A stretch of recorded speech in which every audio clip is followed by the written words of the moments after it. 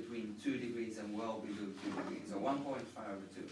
So we might not think this is a big deal, but it is. We asked the IPCC what's the difference, and they said we need to reduce emissions much faster and much further than before because of that. And we noticed that this strengthening of the word has really taken root. You know, President Hollande, he's an old-fashioned guy. So when immediately after this had been decided, he stepped up to the microphone and he's old-fashioned, so he sort of knocks on the microphone. And then he says, I think these are his exact words. He says, "Je vous ai entendu. We are in France going to increase carbon taxation and find new ways to decrease our carbon emissions in line with the 1.5 or well below 2 degrees." In Sweden, much the same thing happened. We have the Miljömålsberedning, and 7 parties. We have 8 parties. One of them is Trump-like, and the other 7 parties, they agreed that Swedish emissions are going to be reduced by 63% to 2030. In the transport sector, 70%, which is the equivalent of the fossil-independent transport sector, which we work a lot with afterwards. And in 2045, we're going to have net zero emissions in Sweden. Net zero meaning minus 85%, a little bit of offset in other countries, and then also using more forestry to sort of counteract emissions. And I don't know how much you're aware of Swedish politics, but Swedish politics is similar to many other countries, other countries' politics, in that in most areas, what was decided last year might not necessarily be true next year. In September last year, we said refugees welcome. In November last year, we closed the borders. Schools, we're one of the most liberal countries in the world when it comes to private and public schools side by side.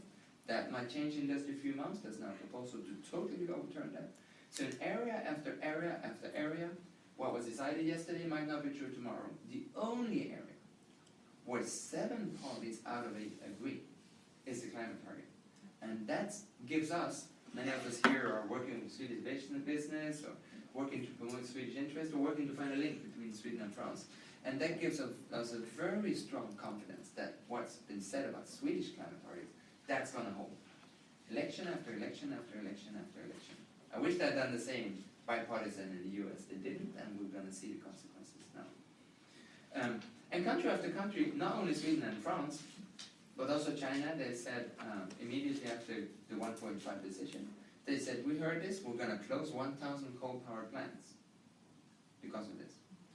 Now, do you trust the Chinese in climate negotiations? You're laughing because you probably do. And you're right. They have never been truthful. And they weren't truthful this time either. The Economist looked it up. So the Economist a few months back, they checked it. How about those 1,000 coal power plants? It turns out that they already by now closed 1,253 and counting. So actually they're over-delivering this time. Partially because of the climate agreement, partially again because it makes business sense and it makes air quality sense, so health sense. But we really see that this emissions reductions target is not only on paper, but also happening. However, with all that's been promised now, we're still on a trajectory towards 3 degrees. So that's a thing that we really need to discuss more at the COP22. How to close that gap. The UNEP gap report the other week showed that we need to do more. We need to do everything that's been promised and then more. How do we ratchet that up? That's something that we need to discuss later on today and later on at the negotiations. The A in my COP training is for adaptation. You will notice in the Paris Agreement and in the climate negotiations that mitigations, reducing emissions, and adaptation, adapting to changing climates, are on equal footing. They're as important, both of them. Now there's a very strong north-south divide here. Had we been had a breakfast meeting at the Swedish Chamber of Commerce in Nairobi, or in Mexico City, or in Jakarta, we would have discussed adaptation probably much more than emissions reduction, partially because these countries feel that the climate change is happening now, very harshly. When I used to live in Kenya, you would plant your maize the 1st of April, because the 15th of April, sharp on the dot, the rains would start. Now you plant your maize the 1st of April, it might rain the 2nd of April, everything gets just taken away by the flood. or might not rain until the 15th of May, and everything just dries out. In Ghana, there's a very credible report saying that in Ghana you should prepare for 50% more rainfall. There's also a very credible report saying that in Ghana you should prepare for 50% less rainfall. So adapting to that changing climate is very hard. And when we discuss climate adaptation, we often talk about those small islands that are going to be drowning. Tuvalu, Samoa, Vanuatu. We sometimes talk about the polar bear that's going to find it hard to adapt. We're beyond that now. We're beyond small islands. We're beyond species that we can't communicate very well with. It's our own species. And it's the situation here. And there's very different ways to climate adapt. If I go to my own hometown, Stockholm, and I bike past Slussen, they are preparing for higher sea levels by putting on more cement. And if there's one thing that's terrible for the climate, that's cement. So in order to adapt to a changing climate, you put on cement, then the climate gets worse, then you need to adapt more, you put on more cement. You see where that's going. And I noticed that Paris is doing much the same. When the Seine is flooding, the answer is cement, or beton. But on the other hand, if you go to Kristianstad, in Sweden, which is 4 meters below sea level, so much the Dutch situation, they've been dealing with this for a long time. They don't use cement. They take surplus soil from construction, and they build walls, and they build these walls so nicely, so they're not bike lanes. People love to go biking there. People leave their car at home, they take the bike because of the new bike lanes, so that's good for climate. Good for adaptation, good for climate. And they created, to sort of mitigate the risk of flooding, they created a new wetland. And this wetland last year had 16,000 paying visitors. So again, when you adapt, you can adapt either in a way that's detrimental to climate or that's good to climate. And I think in a Paris situation, that's something that we really need to discuss. And also if you're fostering Swedish business, there's so many Swedish businesses that know how to do adaptation in a way that's good and not bad for climate. Now, this Green Climate Fund that I was speaking about earlier, the Green Climate Fund says that adaptation and mitigation should both be at the forefront of what they're doing. And if you look at their first product, there's actually a little bit more of adaptation and mitigation, but there's very few that are both. So I really think that we should look for solutions that are both, and we should recognize that these problems are equally important, because that's the key to continued success building on Paris. If we don't recognize adaptation, we are going to find that so many countries are going to say, well, you're not understanding our core issue. The I, it's in the shape of a time glass, because the I is for the INDCs, another French success story. When the French said that welcome to the COP21 in Paris, they also said, please remember to bring your INDCs, your intended nationally determined contributions. Country by country, basically your entrance ticket to climate negotiations was that you were supposed to bring, what are you going to do? What's your country's climate pledge? The EU did one as a whole, so there's no Swedish specific or French specific. We have the same one delivered by the then chairman of the EU.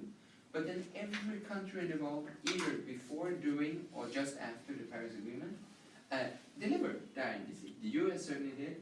Also failed states that we really thought couldn't do much. Somalia delivered their INDC. Afghanistan delivered. And even countries that at first said, we're not going to do this because this is part of a capitalist system. Nicaragua and Bolivia said that. They have also handed in their INDCs now. And when you look at those INDCs, and they're easy to read and easy to find, they're on the UNFCCC website. When you look at them, you will find that 70% of the INDCs say we need to work with transport to reduce the climate impact of transport, more efficient and more renewables. Very much in line with what Sweden and France have already been doing.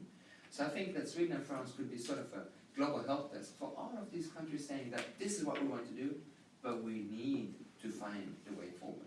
And of course the INDCs, the I was for intended. What's happening now is that we rub out the I, is now the nationally determined contributions. And then you remember that I said, these are not good enough. If you add them all up, that's 3 degrees. And we need to get down to 1.5 or below 2 degrees. So we also have a process, and that's going to be decided in Marrakesh, how that process is going to work, to strengthen them. The first sort of stock taking is in 2018, we're going to see, okay, how are we all doing on those New Year's Eve promises that we gave? It's now the time of the hangover, and we're going to try and help each other to deliver on what we promised. We know that so many promises have not been kept. That's the other one part. The other part is, how do we ensure there's a process of ever increasing our promises? That's very important to get in Marrakesh a pathway towards that. Because really the first way that those promises are going to be delivered upon is 2025. They're supposed to take action in 2020, in 2025 be delivered on, and we understand that before that we need to have stronger emissions reductions. Then it brings me to the end, the final word before we open the floor for discussions. And the end is very simple, it's for now. Because we were surprised, and pleasantly surprised, that the Paris Agreement ended already now. That meant that our dear friends, the Moroccans, had to find extra negotiation rooms, because there's a whole work stream of negotiations that they hadn't really prepared for. And that means that we're starting to negotiate things that we thought we'd start with a year later. But the whole Paris Agreement is really for post-2020. That's when emissions reductions are supposed to start. And the IPCC strongly tells us that we need to start reducing emissions now. It should be happening already, and it's not.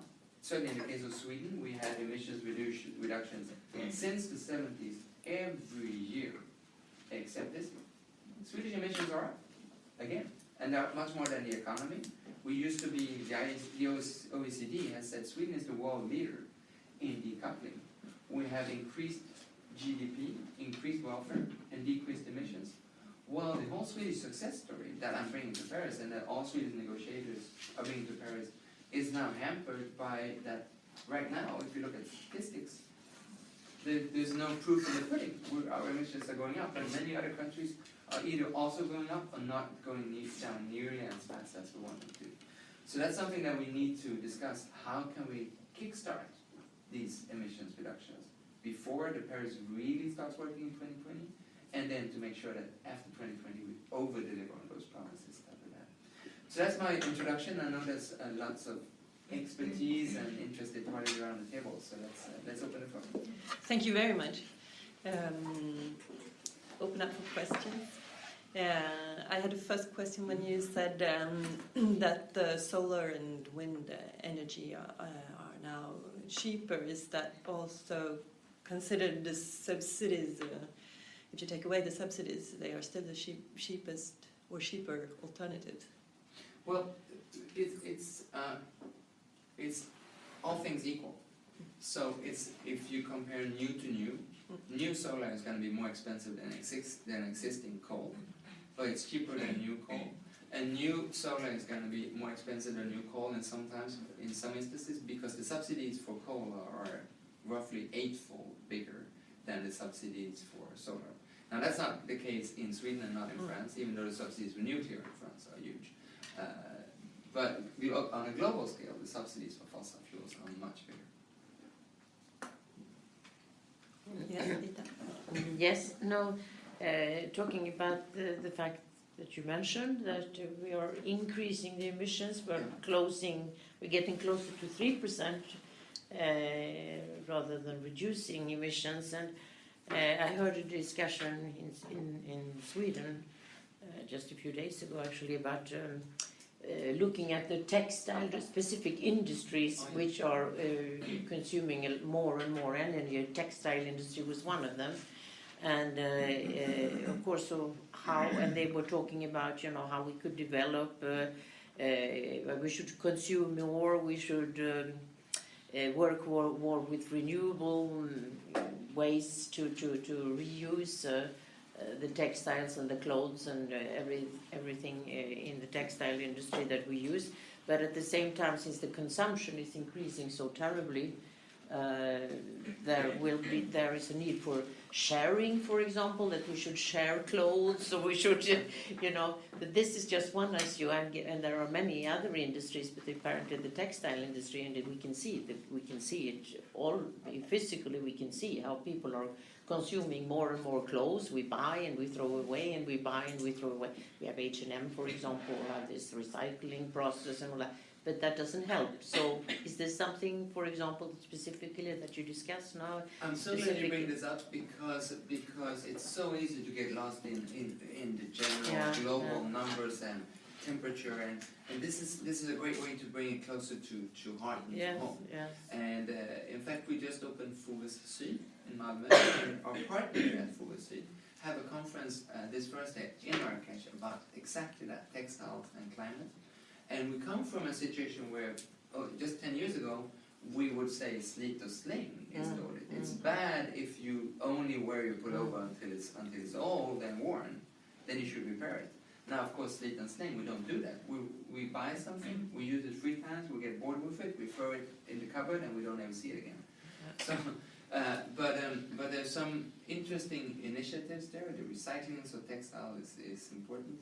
Changing from cotton, or the plastic materials, which are very detrimental both to water usage and climate change, to other materials is also very, very interesting. And also what you mentioned, I think most of us have been students and we rented a tuxedo or something or a beautiful dress for that very formal party that we would perhaps only go to once in a lifetime. So but we see that spreading now. So not only for very formal dresses, skiing equipment is next. We've all been renting our ski. Many of us have been renting skis, so why not also rent the ski clothes? There's Swedish companies that do only that, Houdini. Their business idea is to rent out the ski clothes. You will always have the newest and most fashionable, but you will use it for 1 week, so when you want to own it on your own. And this sharing economy, of course, is nothing new. Many of us have gone to the library. Libraries have been sharing economy for 100 years, but it's really picking up in so many areas now. In Paris, many of us use the auto libre or the vélo libre bikes. That's the sharing economy right there, and it's spreading to so many new areas. But there's an incompatibility with the wish to make more and more money and to make the economies grow, and how to get that equation together. It's kind of difficult. You know. That's the trick, because my own background, you didn't mention that part of my background, maybe because you were discreet, but my own background is also that I used to be with the Swedish Green Party as head of communication at the parliament, and locally I was future politician of the year, which only shows that the future, as we know this morning, is not what you thought it would be. But when I noticed my friends from that side, they say you should change your lifestyle, not your climate. And we realized that many people are not prepared to change their lifestyle. They work hard to get that lifestyle. So when we say you should consume less, people are not really necessarily prepared to do that. But when we say consume smarter, when you have the Houdini ski clothes, you get the best, brightest clothes all the time, because you can have something super expensive if you only have to pay your share of it rather than paying for the full of it. When I'm part of Drive Now, I get access to the whole range of BMWs and Mini's fleet of cars. I can have a convertible when I want, I can have an SUV when I want, but I don't own a single car. I get access to whatever fulfills my need for the time best. So I think what you're mentioning is the exact key to solving the climate. We can't do it against the will of the people. Then you will never find sufficient votes in any parliament, not even the Swedish. The question of electric cars and self-driving cars is really every day something happening. When you look at the internet, you don't only see election results, but there's a lot of things happening. What is the net effect? Producing cars, that's one thing, the consumption going from petrol and diesel to electricity, and also the self-driving cars in the sense that you will use it and you will rent it out automatically and so on.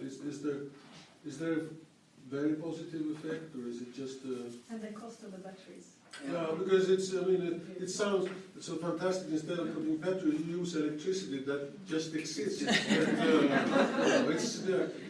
Comes free. I love your question, and it's very linked to the climate negotiations, because business all tend to use the climate negotiations to introduce things. So at the COP in Durban, in South Africa, Nissan launched the Leaf, the electric car, on the African market in Durban. And in South Africa, 97% of the electricity is from coal. So I did my calculation on a sheet of paper, and I found out that when you use the Nissan Leaf in South Africa, it's worse than an average petrol or diesel car. Now, in Sweden, with a much greener grid, in France, depending on what you think of nuclear in both cases, but strictly from a climate perspective, the electric car makes a lot of sense. But it doesn't necessarily make more sense than the best biofuels. There's terrible biofuels, but there's really good ones too. You take your household waste, you make biogas, you can run your car on that, that's often going to be better than the electric car. And then you need to factor in, of course, the batteries. So that's including the batteries. The batteries make the car much worse if you're only going to drive it to a museum and put there. But if you're going to use the car for 20 years, 20,000 kilometers a year, then the batteries, and the batteries are recyclable, and they are going to be recycled because the batteries are expensive, so you can be damn sure somebody's going to recycle them. Then the life cycle analysis means that the batteries are not a huge part of it. Now that's all climate. So Nissan's answer to that, of course, is yes, but we want to make sure that somebody powers their Leaf in a better way than with coal. People are going to use that. People often the same people are going to buy the electric car is often the people are going to put solar on the house. And we've got a local air pollution problem in Paris, as in Durban, as in Stockholm. And of course, even if it's not hugely beneficial for the climate, it's always good for the local environment and for the health to have a car that doesn't have emissions. That doesn't have local emissions. You put it somewhere else, somewhere usually outside of the city, more easily controllable, one big plant rather than a million small plants driving around. Now for self-driving cars, I'd love to hear your impression of that, but my main impression, I was also just taken aback. Isn't that amazing? The car takes me here, and then it takes you somewhere else. But basically the main difference between a self-driving car and a taxi is that the chauffeur who had a taxi is now jobless. That's the main difference. Otherwise there's not a huge difference. Those cars, the taxi drives from A to B, picks you up, drives you here, picks me up, drives me somewhere. Somebody gets a job. Well, you might get some jobs at Google with self-driving cars, but you won't get any local jobs. So I'm not convinced about the huge benefits compared to taxis. Of course, there's a big benefit having cars that we share compared to everyone owning a car, because an average car is used 4% of the time, less than an hour a day. That's very wasteful. Now, in most cases, the most expensive thing we have in a household is the car. Because if we own our flat, the value is often going to go up, whereas the car goes down. So it's the most expensive thing, and we realize that we're not very logical about how we spend our money, because it would make sense for so many people, and I'm inspired by Parisians who often find that it makes sense for them to not own a car, to be part of Autoliv instead, and to take the metro and to take the taxi once in a while. It's not only the taxi drivers that get jobless. The state gets less taxes income. They could take that away. How do you get this income? Sorry? Oh yeah, because the taxi drivers have pay a taxes. company and they have to pay taxes. Yeah. If they would reduce the taxes, then it would be more economical to take a taxi as well. And also, so this morning I went here. I didn't go by taxi because I wanted to be on time, so I took the RER and the metro. Because I was worried I would be stuck in traffic in a car, and also for environmental reasons, but also for that. And of course, being stuck in traffic in a line of self-driving cars, you're just as stuck. I find these advertisements when you see for most car producers, now you can sit back and read the paper and you can play on your iPad, and I want to say you can take a bus or a train. Yeah. It's the same as Even though in metro you were like, I'm reading it. But it's true, basically. Sorry. No, Just to get back to one of the first questions, what explains the increase in emissions in Sweden? Because there has been a clear will to reduce it. What makes it increase? Well, first of all, I think the long-term trend in Sweden is still downwards. So I'm just thinking of this as a glitch.